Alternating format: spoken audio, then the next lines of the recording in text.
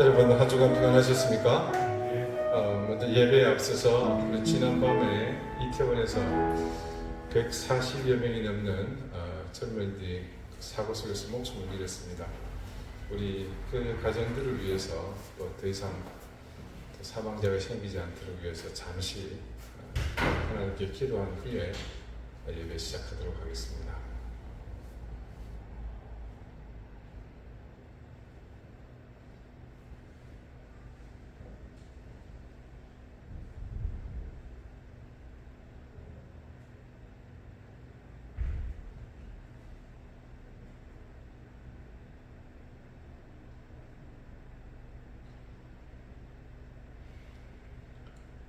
네, 이제 다 같이 자리에서 일어나셔서 10월 마지막 주일 예배를 우리 하나님 앞에 함께 드리겠습니다.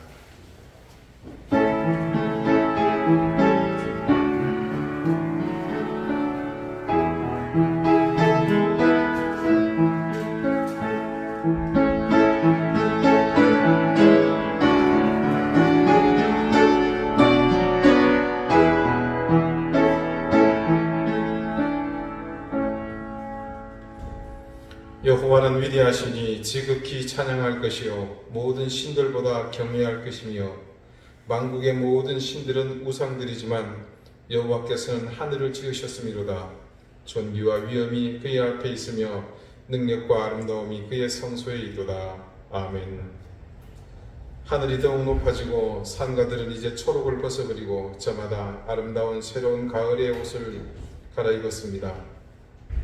이제 다가올 세찬 바람도 또 눈보라도 이 만물은 알고 견디며 또 자신들의 힘으로 새로운 생명의 계절을 기다릴 것입니다. 적어도 그들은 스스로가 창조주 하나님의 창조 질서 안에서 넘치지도 부족하지도 않은 자신들의 본분을 다해왔습니다. 하나님이 이 땅을 만드시고 단 한 번도 그들은 자신의 본분을 잊지 않았고 자신에게 지워진 섭리를 다해왔습니다. 하나님, 오늘 우리가 주님 앞에 예배자로 서서 나 자신을 주님 앞에서 부인하지 못하는 온전한 예배가 될 수 없음을 알고 저 가을을 만들어가고 있는 만물처럼 겸손한 마음과 겸비함으로 주님을 바라보게 해주십시오. 내 의지가 살아서 하나님을 넘지 않게 하시고 나의 바람이 지나쳐 성령의 이끄심을 지나가지 않게 해주십시오. 온전함과 진실함 그리고 순전함으로 오로지 주님만을 바라보게 해주십시오. 예수 그리스도 이름으로 기원하옵나이다. 아멘. 사장 함께 찬송하겠습니다.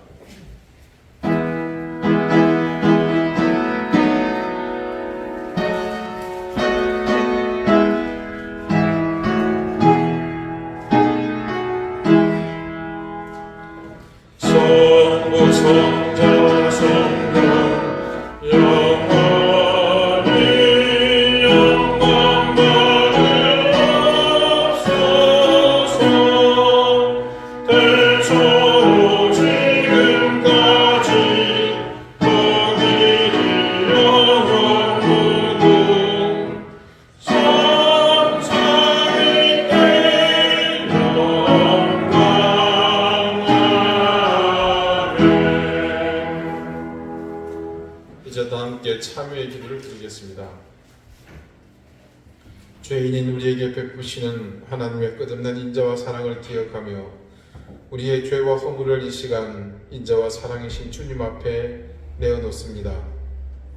주의 인자와 사랑이 없으면 단 한순간도 인생으로서 살 수 없는 우리기에 하나님의 자녀됨을 망각하고 살았던 지난 시간의 죄를 자백하며 주님의 인자와 자비를 구합니다. 주님, 우리를 불쌍히 여겨주십시오. 첫사람 아담의 후손인 우리는 여전히 욕망이 지배하는 삶을 삽니다. 우리 가운데 죄성은 언제나 우리 삶의 우선순위를 자신으로만 만들게 하며 하나님의 길, 말씀의 길, 성령께서 이끄시는 길을 벗어나 살기만을 고집했습니다. 빛을 등지며 어둠을 사랑하고 의와 진리보다는 불의와 타협하는 길을 선택했습니다.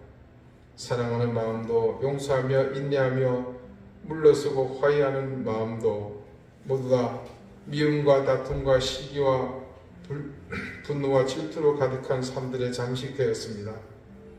교만하여 주의 말씀 앞에 엎드리지 못했으며 무지하여 천지를 분간하지 못하는 어리석음으로 하나님의 손길을 깨닫지 못하고 불의한 길로만 다녔습니다. 주님, 우리의 이 죄를 용서해 주십시오. 우리를 불쌍히 여겨 주십시오. 이제는 하나님과 나만이 아는 은밀한 죄를 생각하며 계속해서 침묵 가운데 참여의 기도를 드립니다.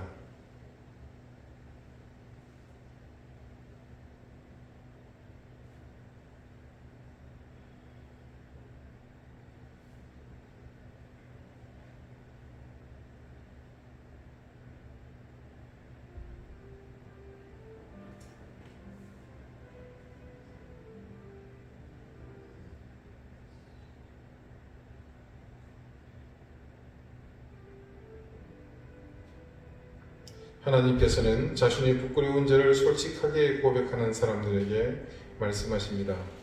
여호와께서 그의 앞으로 지나시며 선포하시되 여호와라 여호와라 자비롭고 은혜롭고 노하기를 더디하고 인자와 진실이 많은 하나님이라 인자를 천대까지 베풀며 악과 과실과 죄를 용서하시리라. 아멘. 이제는 사도신경으로 우리의 신앙을 고백하오니 나는 전능하신 아버지 하나님 천지의 창조주를 믿습니다. 나는 그의 유일하신 아들 우리 주 예수 그리스도를 믿습니다. 그는 성령으로 잉태되어 동정녀 마리아에게서 나시고 본디오 빌라도에게 고난을 받아 십자가에 못 박혀 죽으시고 장사된 지 사흘 만에 죽은 자 가운데서 다시 살아나셨으며 하늘에 오르시어 전능하신 아버지 하나님 우편에 앉아 계시다가 거기로부터 살아있는 자와 죽은 자를 심판하러 오십니다.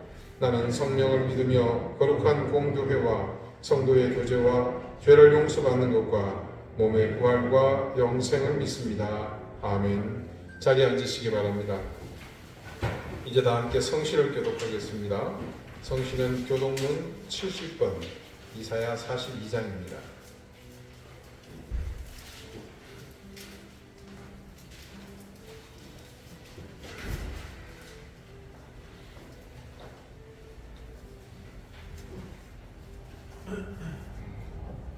내가 붙드는 나의 종, 내 마음에 기뻐하는 자, 곧 내가 택한 사람을 보라.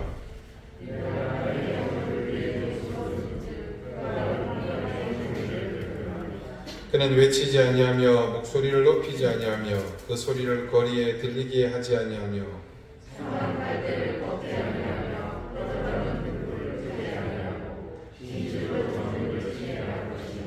그는 쇠하지 아니하며 낙담하지 아니하고 세상에 정의를 세우기에 이르리니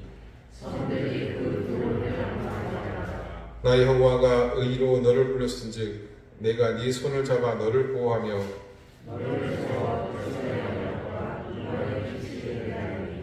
네가 눈먼 자들의 눈을 밝히며 갇힌 자를 감옥에서 이끌어내며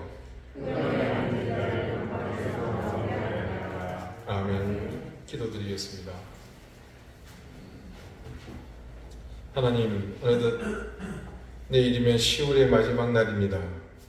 이제 2달 남은 이 해가 지나고 나면 각자 인생이 어떤 모양으로 이 한 해를 수놓았는지 알 수 없지만 우리 사랑하는 이든 교회의 모든 교우들은 수없이 흘러가는 저 세월의 강물을 성실히 길어 올렸음을 믿습니다. 그리고 세월을 길어 올리는 지혜를 주신 하나님을 믿고 의지했기에 이 해의 끝을 향해 가면서도 우리 속에 타인은 알 수 없는 보람과 은혜가 채워져 있음을 또한 믿습니다. 유한한 우리 인생이 하나님의 은혜와 사랑을 어떻게 모두 헤아릴 수 있겠습니까?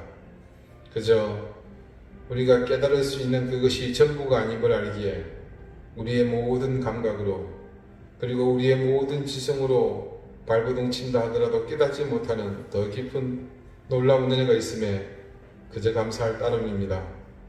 주님, 점차 우리 설자를 잃어가는 이 시대 속에서 그런 위협을 느낄 때마다 우리를 강하게 이끄시는 하나님의 손길을 더욱 의지하게 하시고 언제든 손을 내미시는 주님의 부름에 주저하지 않게 하시고 이 때를 위해 이제껏 달려왔으니 거칠 것 없는 하나님 나라의 소망을 위해 더 큰 힘과 용기를 더해 주십시오.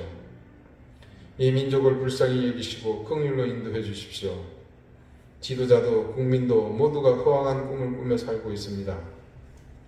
자신의 본분을 잃어버리는 것은 자멸로 이르는 길이라는 사실을 깨닫게 하시고 모두가 자신의 자리를 지키며 의와 진리를 따르는 삶을 살게 해주십시오. 세상이 온통 둘로 나뉘어 서로 치킨 게임을 하듯 맞짱으로 치닫고 있습니다.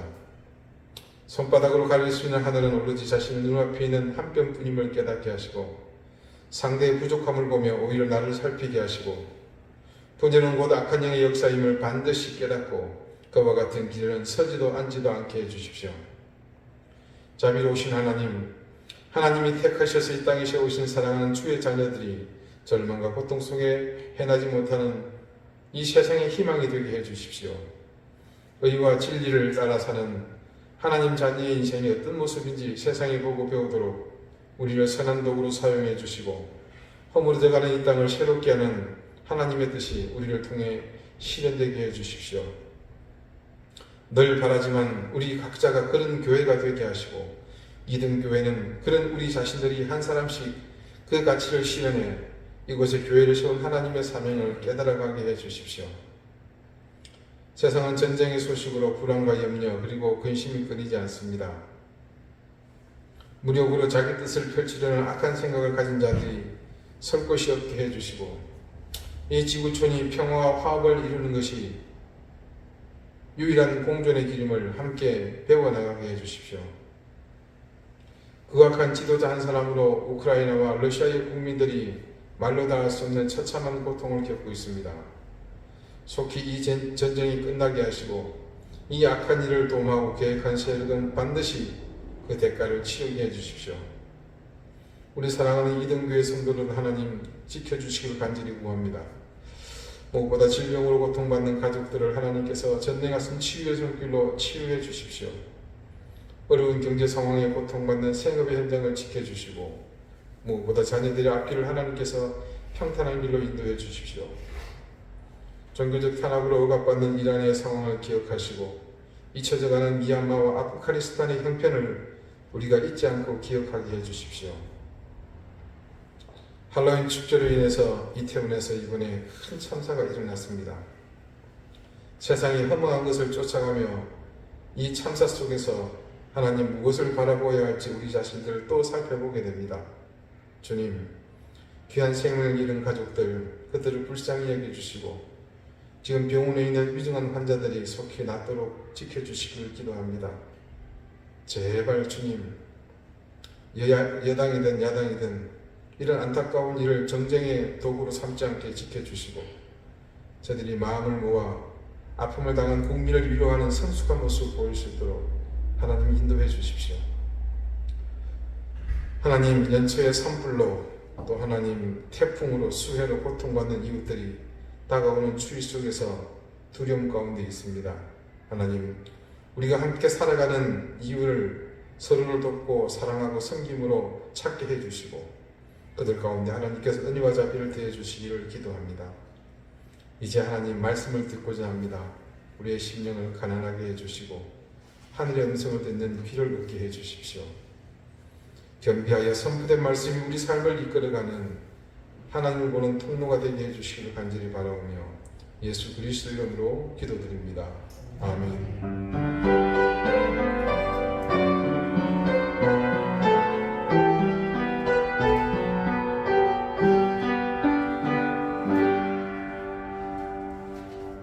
27장 함께 찬송하겠습니다.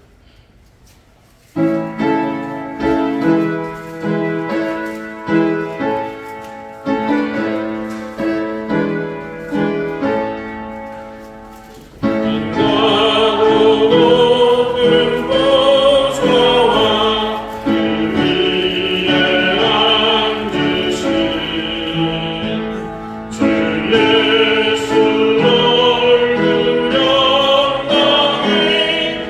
영광이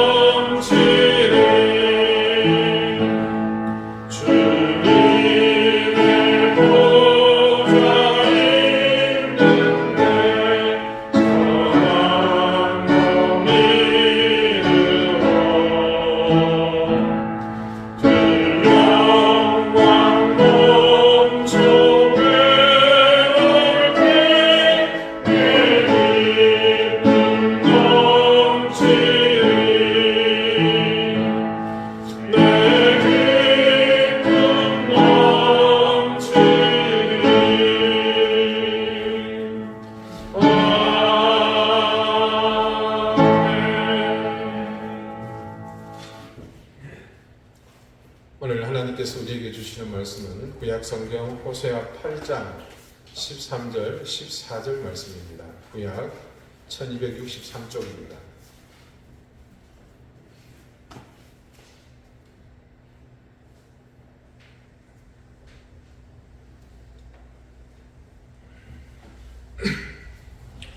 호세아 8장 13절 14절 말씀을 제가 읽겠습니다. 이제 다 같이 자리에서 일어나 하나님의 말씀을 경청하십시오.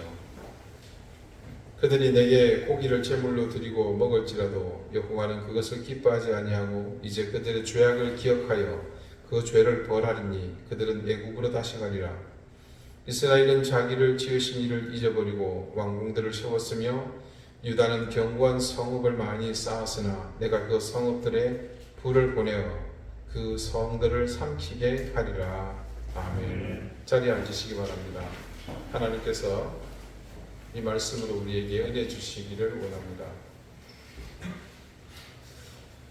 지난 몇 주간의 말씀을 보면 이스라엘과 하나님 사이에 정말 특별한 애증의 관계를 확인할 수가 있었습니다. 우선 가장 중요한 사실은 이스라엘을 지으신 하나님은 자기 백성 그 이스라엘을 사랑하셔서 그들을 부르셨고 그렇게 불러낸 그들과 계약으로 끊을래야 끊을 수 없는 그런 언약의 관계를 형성하셨습니다. 하나님이 이스라엘과 맺은 언약은 이게 일방적입니다. 여기서 우리가 일방적이라는 보편의 개념은 강력한 힘으로 어떤 저항할 수 없는 그런 어떤 이게 가변 논리로 이해하실 것 같은데 사실은 그렇지가 않거든요. 하나님께서 득볼 것 하나도 없는 조금도 얻을 것이 없는 손해보는 계약을 하신 것을 두고 일방적이라고 표현을 합니다. 우리가 손에 쥐고 매일 보고 있는 자주 보고 있는 가끔 보고 있는 성경 말씀의 구약 부분은 전부 그 일방적 계약을 이스라엘 민족에게 어김없이 준행하시는 하나님의 보살피고 인도하시는 모습들로 채워져 있음을 확인할 수 있습니다. 다른 사람 또 다른 신도 아니고 천지만물을 지으신 그리고 이 천지만물을 다스리고 계신 주인이신 그런 하나님의 선하신 인도하심과 도우심이 있다면 그 삶이 어떻겠습니까? 만약 지금 하나님께서 그런 손길로 인도하시는 것을 우리가 느낀다. 물론 지금도 그렇습니다만 그때는 하나님이 더욱더 적극적이셨죠. 그야말로 이 세상 가운데 최고의 삶을 살지 않겠습니까? 그런데 그렇게 하나님께서 그들을 도우시고 이끄시고 있음에도 불구하고 이 사람들 이스라엘은 어이없게도 그런 하나님의 사랑을 배반합니다. 단순히 배반할 정도가 아니라 지금 이 지경에 와서 보니까 이들은 심판을 당해서 망해도 할 말이 없는 그럴 정도로 하나님을 철저하게 기망했습니다. 기망은 법률 들어갑니다. 그런데 성경 말씀에서 증거하는 하나님은 그럼에도 불구하고 그런 상황 속에서 심판을 준비하며 어떤 불을 내릴까? 가스불을 내릴까? 아니면 이게 불이 하여튼 어떤 불로 심판을 할까? 이렇게 옵션을 고민하시는 것이 아니라 그렇게 심판을 받아 고통당하는 당신의 백성을 긍휼히 여기십니다. 그래서 얘들을 다시 어떻게 치료할까? 어떻게 회복할까? 그런 준비를 하고 계시는 모습이죠. 하나님은 또한 틈나는 대로 그들을 고쳐주시라 하시면서 이 그들의 팔을 계속해서 더욱 강하게 연습을 시키십니다. 그런 하나님을 구약 성경은 일관되게 증거하고 있습니다. 그러나 불행하게도 이스라엘은 하나님의 이런 사랑과 긍휼에 제대로 응답한 적이 없습니다. 그들은 하나님이 원하시는 계약관계의 다양한 요구사항들에 불순종했을 뿐 아니라 하나님이 아는 다른 신들, 예를 들어서 사마리아에 세웠던 그 송아지 같은 그런 것을 비롯해서 많은 이방의 신을 하나님보다 더 열정적으로 사랑했습니다. 심지어는 하나님과의 계약관계와 그로부터 비롯된 율법을 어떻게 만들었습니까? 이상한 것으로 만들었죠. 자기들과 무관한 낯선 것으로 만들지 않았습니까? 이게 이 정도 되다 보니까 하나님의 처지에서는 무조건 기다린다고 해서 이 해답이 없는 겁니다. 더 구차하게 이스라엘에 하나님이 구걸하던 이 관계를 유지할 명분도 사실 없어지고 말았습니다. 어찌 보면 참 하나님의 체면 소상이 이만저만이 아닙니다. 하나님의 처지에서 얼마나 쪽팔릴 일입니까?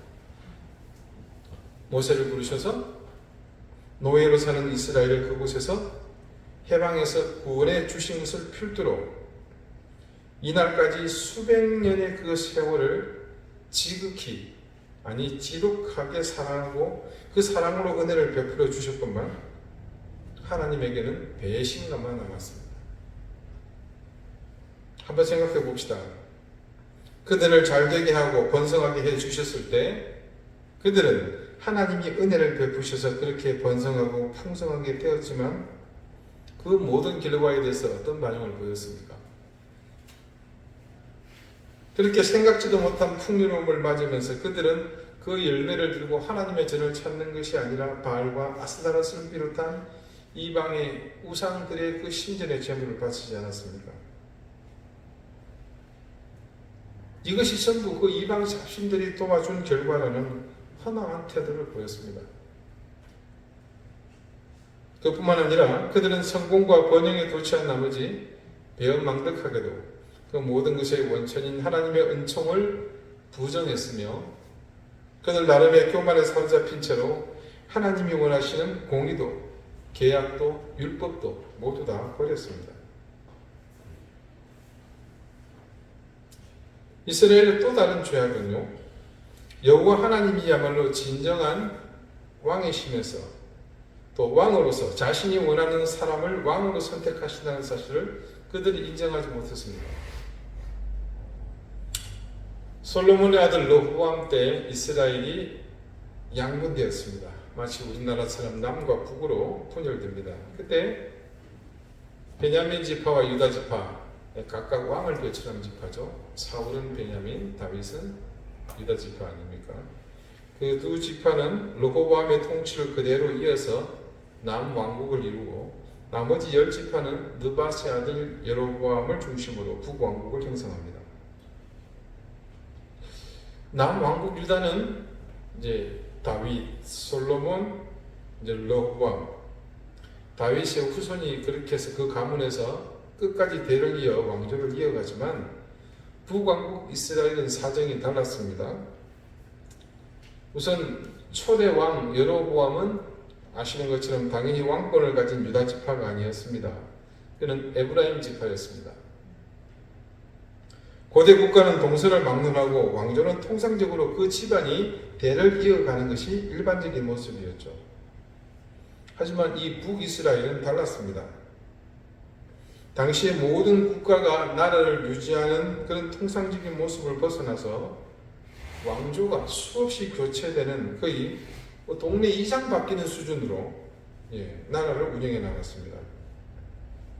이미 몇 주 전에 말씀드린 바가 있습니다만 여로보암의 경우는 어떻게 왕으로 추대되었습니까? 선지자가 아침 출근하는 이 여로보암 앞에 나타나서 자기 옷을 찢었죠.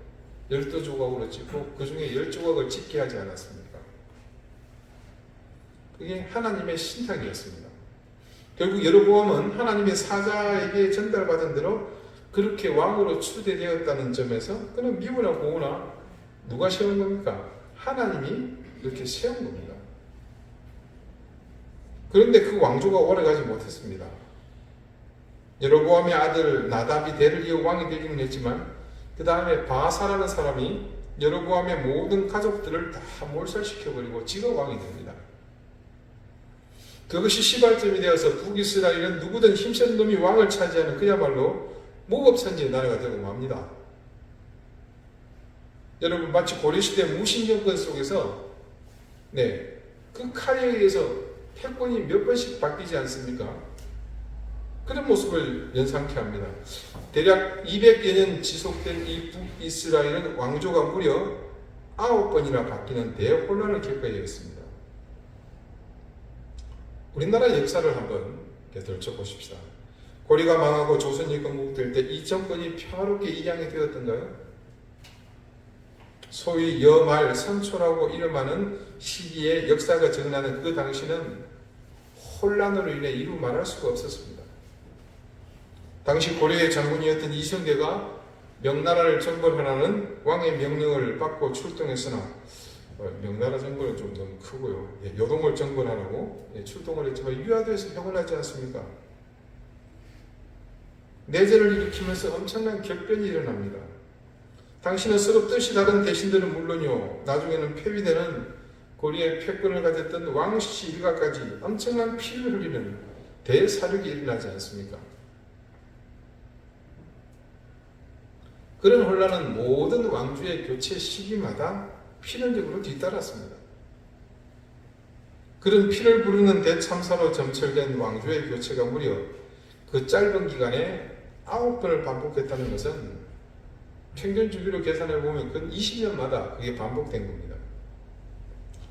여러분, 그 당시 살던 사람들, 왕조가 바뀌는 일, 이런 엄청난 일은 평생에 한 번 겪을까 말까 한 일이잖아요. 그런데 60 평균을 살아도 치면 평생 그중 3번씩을 그런 경험을 한 겁니다. 그러니 얼마나 고달프고 힘든 세월을 살아야 했겠습니까? 북이스라엘이 여호와 하나님이야말로 진정한 만왕의 왕으로서 자기들 나라의 왕을 세우시는 분이심에도 불구하고 그것을 인정하지 못하니까 이런 엄청난 일을 자초하고 만 겁니다.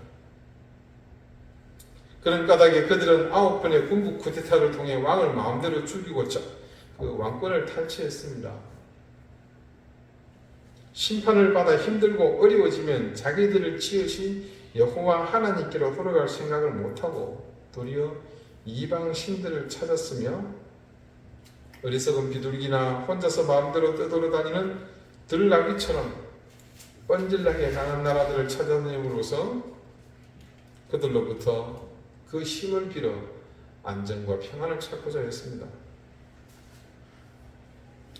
우리는 지난주 말씀에서 그런 이스라엘의 그릇된 안정과 평안을 찾고자 만들었던 그 수많은 제단들, 그것이 어떤 의미인지를 알지 않았습니까?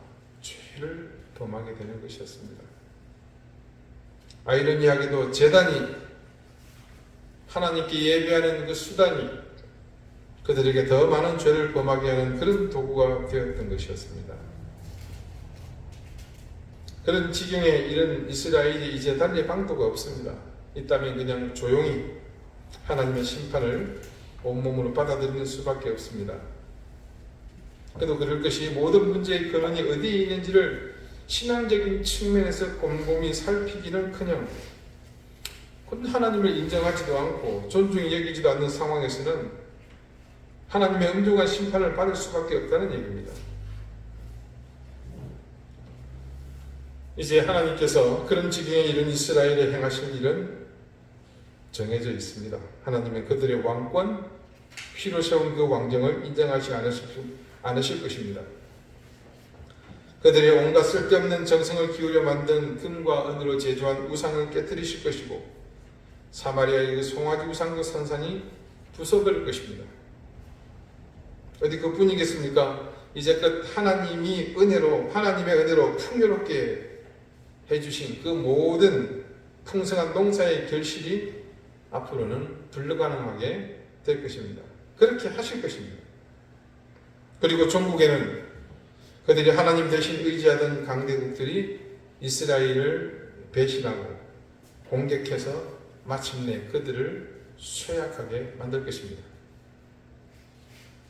자, 이런 형편인데도 이스라엘은 국가적인 번영과 성공을 이루기 위해서 하나님 아닌 다른 신들을 숭배했고 강대국의 무력에 의존하는 한편으로 자기들의 안전을 확실하게 보장해 주시는 것으로 오늘 말씀을 보니까 다수의 왕궁과 견고한 성읍들을 건축했다고 말씀이 증언합니다. 하나님의 계약 백성이던 이스라엘은 이로써 하나님을 온전하게 섬기는 일, 그 이외의 모든 방도를 다 생각해 보았고 그것들을 직접 실행에 옮기는 뜻밖의 부지런한 모습을 보였습니다. 진짜 이스라엘은 관역을 제대로 맞춘 적이 없는 속이는 활, 아니 속이는 것이 아니라 처음부터 의도적으로 관역을 피하게 만든 하마르티아, 온전한 죄악의 길로 빠져들었던 겁니다. 물론 경우에 따라서는 이스라엘이 하나님을 잘 섬기는 것처럼 보일 때도 있었습니다.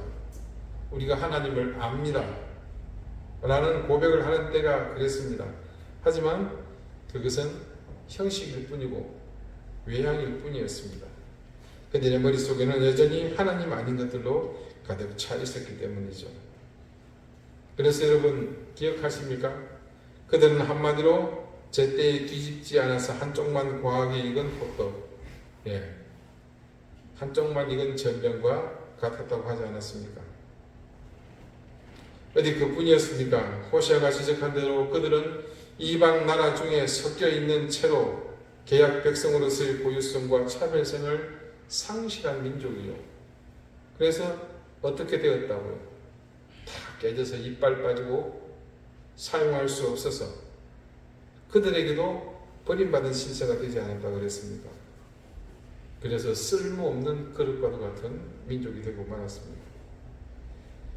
자, 여기까지가 지난 몇 주간 우리가 살펴본 지금 백척간두의 위기 가운데 있는 이스라엘의 현 주소였습니다. 그래서 오늘 말씀은 이런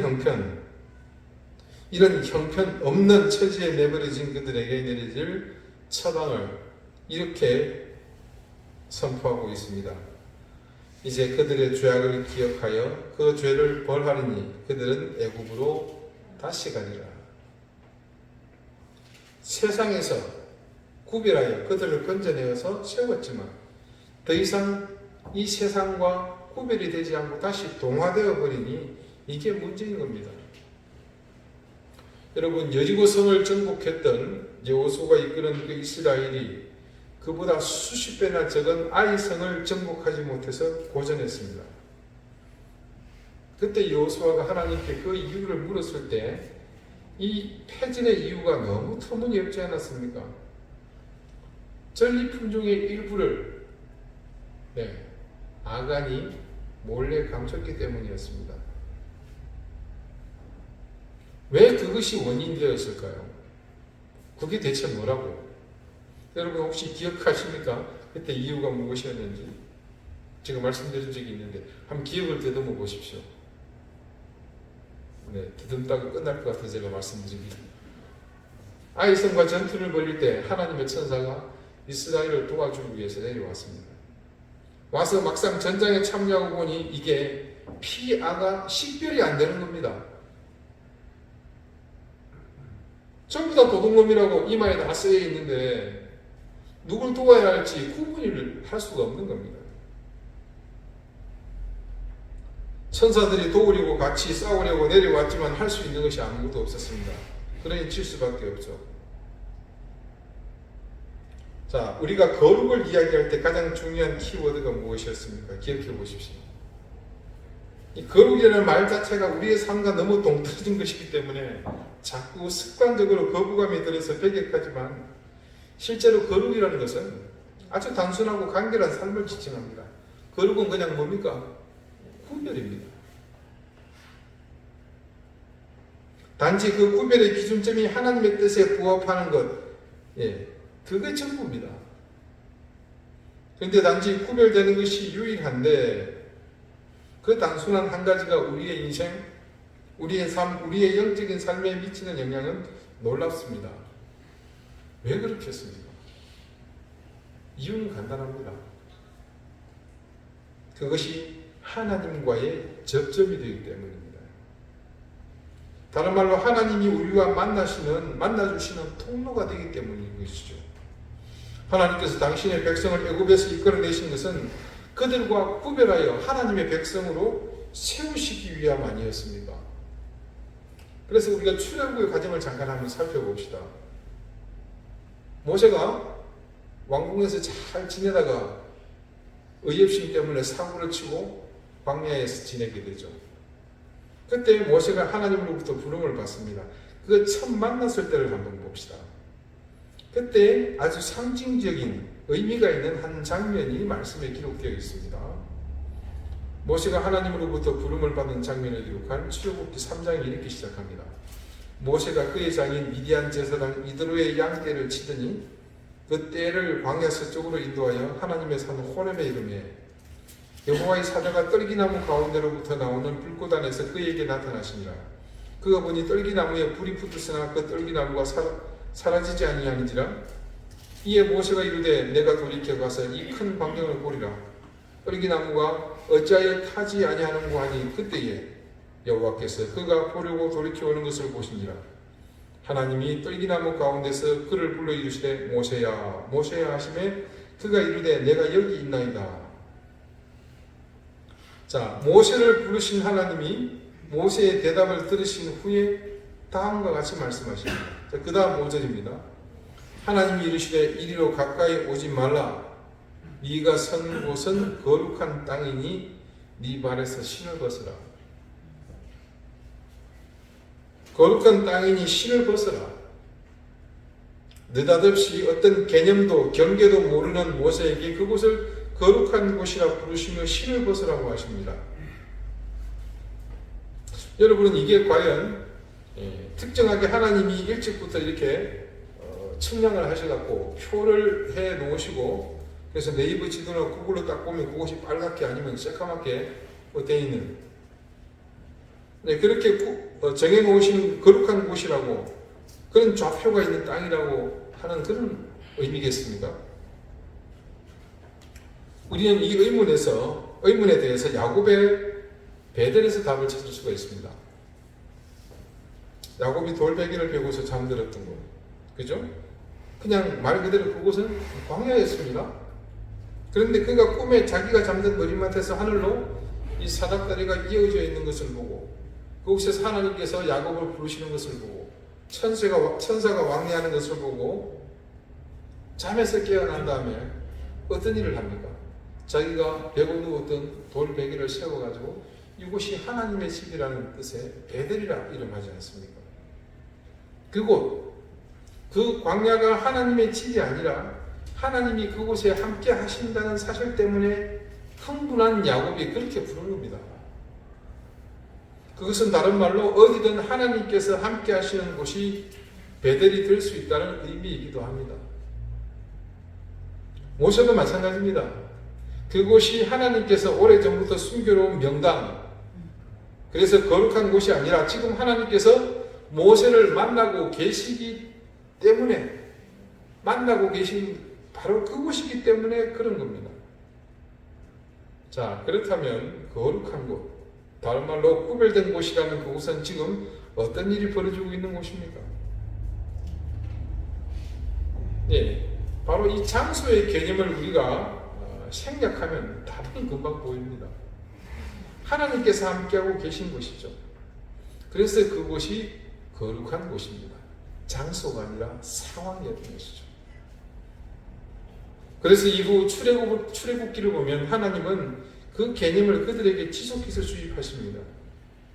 출애굽기 13장 2절입니다. 이스라엘 자손 중에서 사람이나 짐승을 막론하고 태에서 처음 난 모든 것은 다 거룩히 구별하여 내게 돌리라. 이는 내 것이니라 하시니라. 19장 5절과 6절입니다. 세계가 다 내게 속하였나니 너희가 내 말을 잘 듣고 내 언약을 지키면 너희는 모든 민족 중에서 내 소유가 되겠고 너희가 내게 대하여 제사장 나라가 되며 거룩한 백성이 되리라. 너는 이 말을 이스라엘 자손에게 전할지니라. 22장 31절입니다. 너희는 내게 거룩한 사람이 될지니 그래서 짐승에게 지킨 동물의 고기를 먹지 말고 그것을 개에게 던질지니라. 그리고 레위기 19장 2절에 하나님께서는 모세를 통해 강력하게 못을 박으십니다. 너는 이스라엘 자손의 온 회중에게 말하여 이르라. 너희는 거룩하라. 나는 나 여호와 너희 하나님이 거룩함이니라. 레위기는 어떤 성경입니까? 하나님의 율법을 기록해 놓은 것이잖아요. 자, 하나님의 법에 합당하게 사는 유일한 조건이 뭐라는 겁니까? 거룩이라는 것이죠. 내가 거룩하니 너희도 거룩하라. 어떤 상태에 도달하기 위해서 피나는 노력을 하거나 땀 흘려서 마치 고시 공부해서 아니면 자격증 시험을 준비해서 공인회계사를 따든지 하는 뭔가를 준비해서 따내라는 그런 말이 아닙니다. 너희 상태가 그렇게 되도록 해라라는 그 의미가 바로 거룩하라는 말 아닙니까? 다른 말로 내가 하나님인데 너희가 하나님이 나와 소통하기 위해 내가 있을 곳에 너희가 있을 수 있도록, 즉 내가 복을 주고 싶은데 너희가 그 복을 받기에 합당한 조건으로 겸비하고 있으라는 말입니다. 이런 이해를 바탕에 두고 오늘 말씀을 보면 말씀의 뜻이 쉽게 이해가 됩니다. 먼저 14절 말씀을 봅시다. 이미 서두에서 한번 언급을 했습니다마는 이스라엘은 자기를 지으신 이를 잊어버리고 왕궁들을 세웠으며 유다는 견고한 성읍, 이걸 줄여서 뭐라 그럽니까? 과거 말고 요새라 그러지 않습니까? 견고한 성읍을 많이 쌓았으나 내가 그 성읍들의 불을 보내어 그 성들을 삼키게 하리라. 이스라엘은 자기 창조자 하나님을 잊었고 그저 궁궐 짓는 일로 분주했다고 합니다. 이때 이들이 세운 왕궁들이 무엇을 의미한다고 했습니까? 우리 지난주 말씀드린 수많은 제단을 쌓는 일과 같은 것으로 보시면 됩니다. 북이스라엘만 그랬던 것이 아닙니다. 남쪽 유다 역시 견고한 성읍 보여 요새를 세우는 일에만 몰두했습니다. 이제 이 말씀의 왕궁과 요새가 어떤 의미인지 확실히 이해가 되실 겁니다. 자, 결국 이들은 거룩을 포기한 겁니다. 거룩을 포기한 결과 그들에게서 하나님은 잊혀진 존재가 되었고 대신할 무언가를 본능적으로 찾아야만 했습니다. 그 결과가 지금 우리가 매주일 만나는 이 형편없이 찌그러든, 요즘 아이들 말로 짜져있는 이스라엘입니다. 그들은 자신들이 찌그러들었다고 생각하지 않았습니다. 왜냐하면 왕궁이나 요새가 있는데 그것을 두고서 그 위험 앞에서 누가 감히 그것을 무너질 것이다, 찌그러진 것이라 상상이나 할 수 있었겠습니까? 하지만 하나님은 단호하십니다. 내가 그 성읍들의 불을 보내어 그 성들을 삼키게 하리라. 거룩을 상실한 이스라엘 그리고 유다까지도 이제 그들의 앞날에 남겨진 일은 오직 한 가지, 무너질 일만 남았습니다. 그것을 오늘 본문 13절은 그들은 애국으로 다시 가리라고 증거하고 있는 것입니다. 결국 그들이 가야 할 곳은 지옥이나 멸망의 불구덩이가 아니라 애국으로 다시 돌아가는 것이었습니다. 그들을 그 세상 속에서 건져내기 전 그들이 멸망할 세상과 동화되어 자신을 잊어버리고 살았던 그때로 그 자리로 돌아가게 하실 것이라고 하나님은 말씀하십니다. 그래서 결국 그 끝은 하나님과 무관하여 귀신의 지배 아래서 멸망의 자리로 사는 길로 버려지는 것입니다.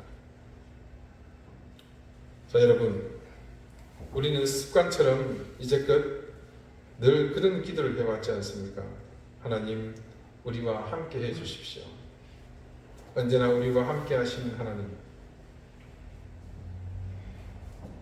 이제 여러분은 이것이 사실도 아니고 현실도 아니고 그냥 우리의 희망사항이라는 것을 인정하지 않을 수가 없겠죠. 근데 어떻게 알았는지 우리는 늘 그렇게 부르짖었습니다. 하나님, 우리와 함께 해주십시오. 이 말의 능력이 얼마나 큰 것인지 이제 아시겠습니까?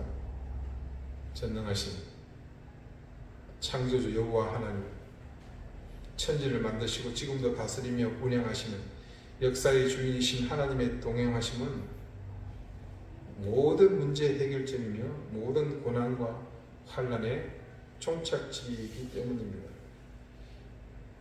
심지어 우리는 이런 의미를 생각조차도 하지 않고 그저 습관적으로 입에 배인 대로 그냥 하나님이 우리와 함께 해주십시오 라며 그분께 생명 없는 말로 요구했던 것입니다. 여러분, 그분과 함께하고 싶으십니까? 그렇게 지금 부르짖고 있으십니까? 여러분, 그렇다면 기대하십시오. 지금 내가 부르는 이 일이 얼마나 거창한 일을 부르는 그런 기도인지 말입니다. 지금 간절히 그분이 여러분과 함께 해주시기를, 그분과 동행하기를 원하십니까? 그렇다면 다른 길이 없습니다. 그저 거룩해져야 할 뿐입니다. 구별되어야 하는 겁니다. 기껏 목이 터져라 주여 주여 하고 불러서 하나님이 와보니까 전혀 계실 곳이 아니거든요. 잘 있거라 나는 간다 우리 행복하여라 이러고 가시면 안 되잖아요. 여러분 진짜 여러분이 존경하고 어려워하시는 분 은사님을 또 다른 고위층 저기 윗분들을 모신다고 생각해 보십시오. 여러분은 그분들을 지금과 똑같은 곳으로 아무 정비 없이 그냥 되는 대로 있는 대로 그대로 살고 있는 여러분의 처소로 부르시겠습니까? 이 간단한 진리를 왜 우리는 하나님께 적용하지 못하는 것일까요? 여러분 항상 우리 삶의 모든 상황에 거룩, 구별을 염두에 둡시다. 무엇을 선택하든지 그것이 거룩한지 그렇지 않은지 그 사실로 판단합시다. 여러분의 행동이 항상 죄인의 길에 서 있는지 아니면 그들과 구분되는지 늘 그것을 염두에 둡시다. 우리의 신앙이, 우리의 믿음이 늘 그렇게 구별되는 신앙인지 믿음인지 생각하면서 합시다. 그렇게 여러분의 삶의 모든 영역이 거룩함, 즉 세상과 구별되는 것에 초점이 맞춰져 작은 것에서부터 그런 움직임이 정착되면 그곳은 자연스럽게 우리가 그렇게 목이 터져라 부르지 않아도 하나님께서 깃드시는 곳이 됩니다. 야곱이 돌베개를 세워야만 했던 베델이 될 것이며 모세가 신을 벗어야 하는 거룩한 곳이 될 것입니다.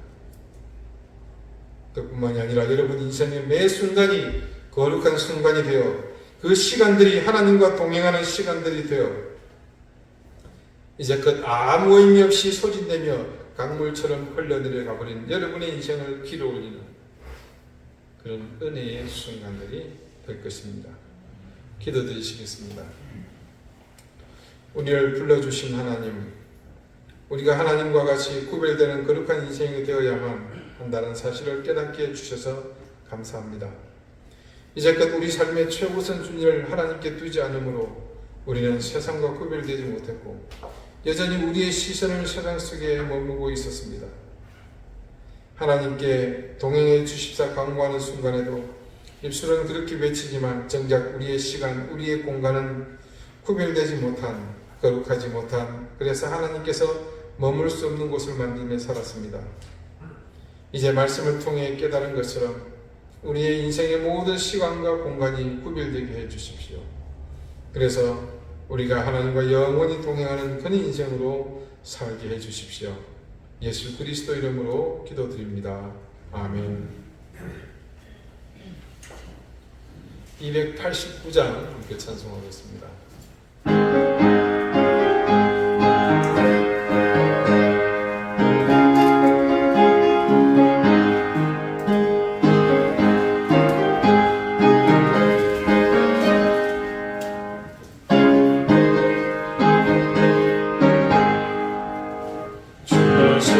내가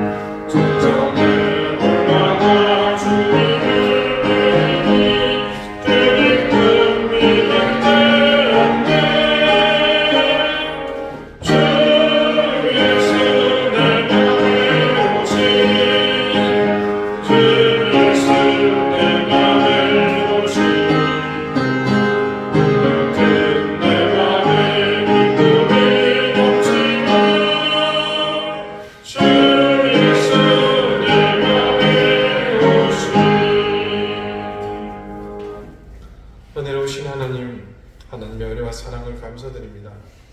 우리의 모든 삶이 하나님의 은혜 가운데 있으며 하나님의 선하신 은총 가운데 있음을 저희는 늘 기억합니다. 그 마음을 잊지 않고 기억하는 우리의 작은 정성을 하나님 앞에 드립니다. 하나님께서 우리의 마음과 정성을 기억하시며 기쁘게 받으시고 그리 손길들 위해 하늘의 신령한 은혜와 땅의 기름진 복을 넘치게 더해 주십시오. 감사드리며 예수 그리스도 이름으로 봉헌 기도드립니다. 아멘. 교회 소식 알려드립니다. 특별한 내용은 없고요. 우리 남성 성숙자만 적극 모집합니다. 그래서 우리 함께 관심을 가지시고 매주 금요일 오전에 함께 할 수 있기를 바라겠습니다. 조만간 구체적인 시작 날짜와 함께 구체적인 소식을 전해드리겠습니다. 또 기도 제목에 오늘 아까 예배 전에도 잠깐 했습니다만 이태원 또 이 참사가 좀 잘 정리가 되고 유족들이 정말 좀 위로를 얻을 수 있도록 함께 기도해 주시면 좋을 것 같습니다. 다 같이 자리에서 일어나셔서 앞뒤 좌우에 계신 분들과 다정하게 인사 나누시겠습니다. 54장 함께 찬송하겠습니다.